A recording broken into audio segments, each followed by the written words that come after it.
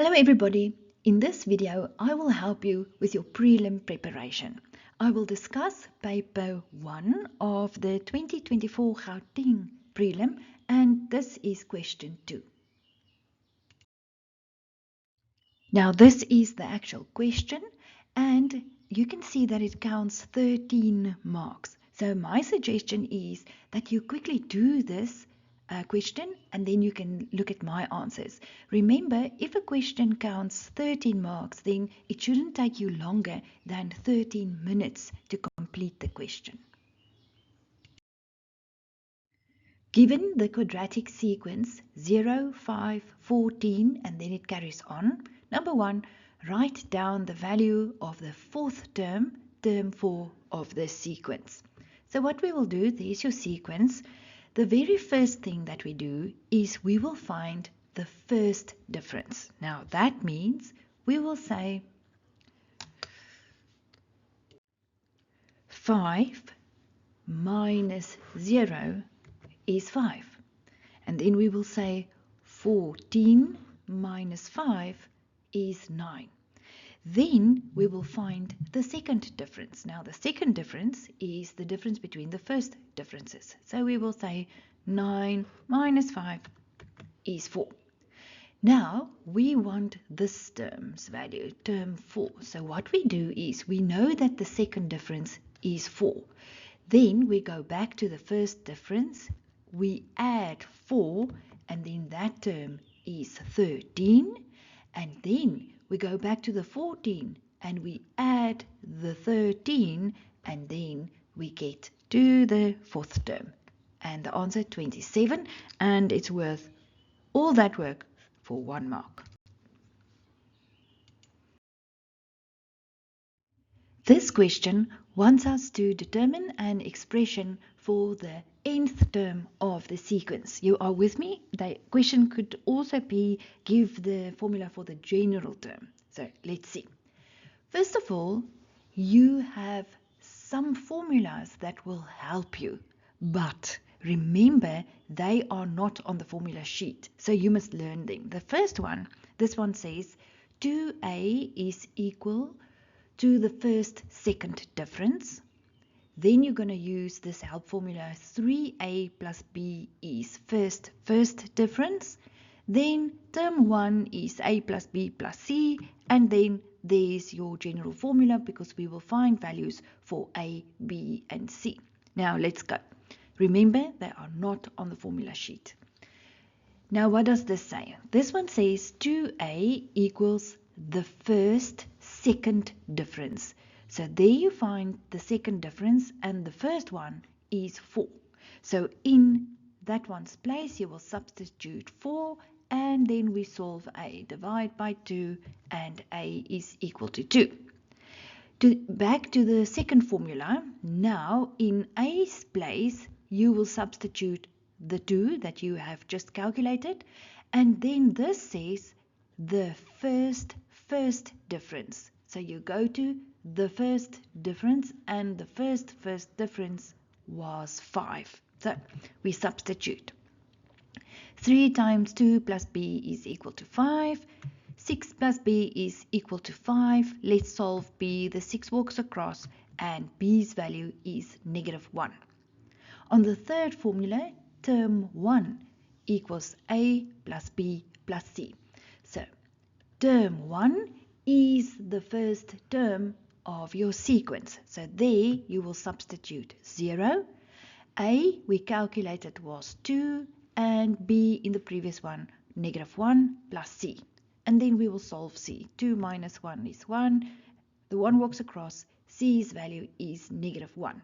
And then my suggestion is don't stop there. You have to go back and now add a, b and c's value since they asked for the expression for the nth term of the sequence. Now this question counts 4 marks. Where will you find the marks? You find the marks there where you calculated the first difference and then a's value, b's value, c's value.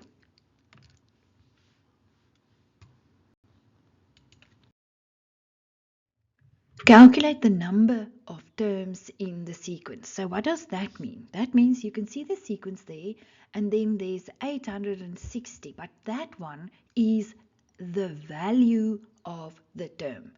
What we want to find out is n's value. Which term has the value 860?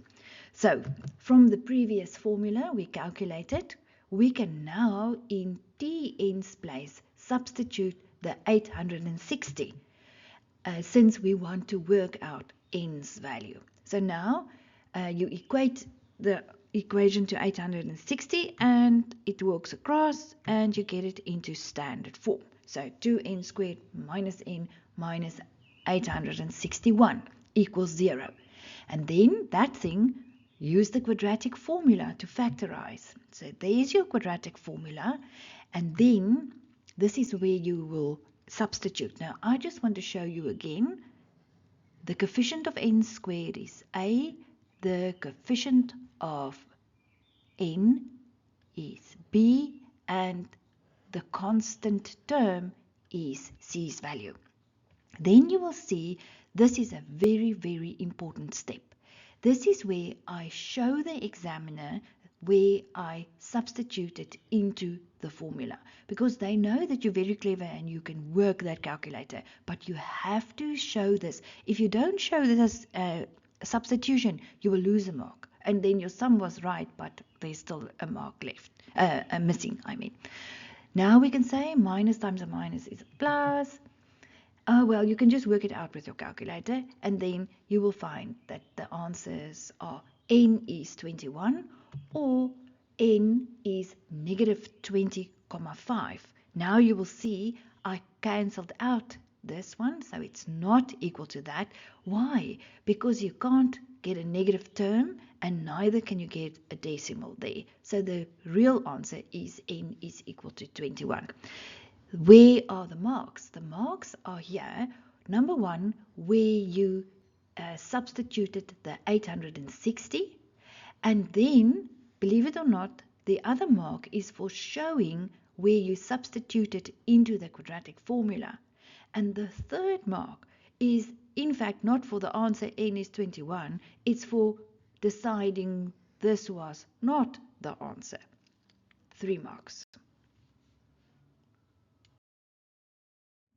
Now this sum is not for the faint-hearted. It says determine the sum of the whole numbers between 100 and 1,000 which are divisible by 11. So what this means is in between 100 and 1,000 there lives terms. And they are not just any terms, they are specific terms. Specific in a way that they are divisible by 11. And that means you will in fact find a new little sequence there. And we want to work out how many terms will live inside that sequence. Now your first problem is that 100, neither 100 nor 1,000 are divisible by 11. So we need to establish the first term of our new little sequence, or series rather. Now let's see. Let me just ask you this question. Why am I referring to a series? It's because we are going to work out the sum of that series. Now, the first term that you will find in between 100 and 1,000 that's divisible by 11 is 110.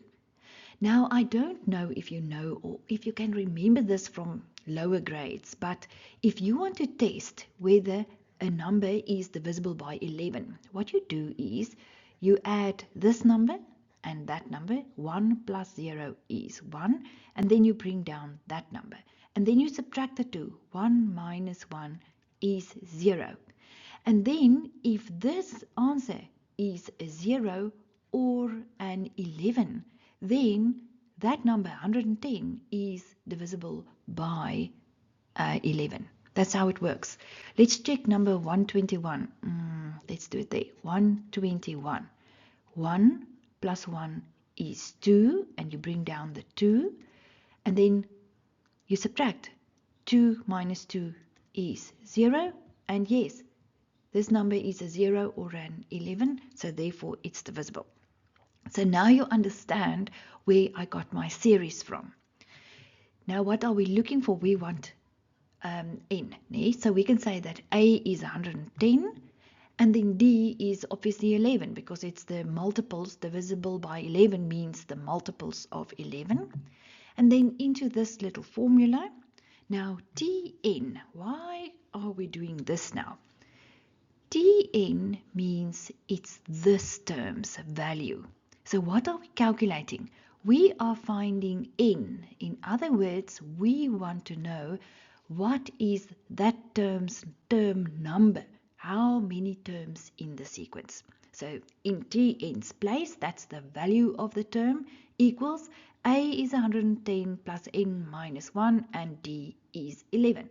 And then in the next step, we can multiply in the 11. 990 equals 110 plus 11n minus 11. We add these. And 990 equals 99 plus 11n. The 99 walks across and we end with 891 is 11n. Divide by 11 both sides. And we end with n is 81. So what does this n is 81 mean? It means inside our little series there, you find 81 terms. So now what's the question? We want the sum of that series. Into the sum formula is n equals n over 2 bracket a plus l. N we know now is 81 since there's 81 terms. Divide by 2. A is the first term, 110. L, the last one, 990. Slot that into your calculator and your answer, 44,550. That's the sum of all of those, how many? 81 terms. Now, I want to show you where's the marks. The marks are, this little new series that you generated. That means you understood how to find terms that's divisible by 11. Then your substitution into Tn's formula, your value for n, and then substitution into sum formula, and last mark number 5, the answer, the sum.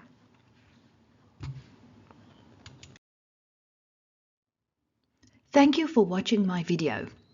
Remember, I included the whole playlist for you on grade 11 quadratic sequences. You can click on the video there, and then if you click on the video in the left hand corner, it will take you straight to question 3 of this exam paper.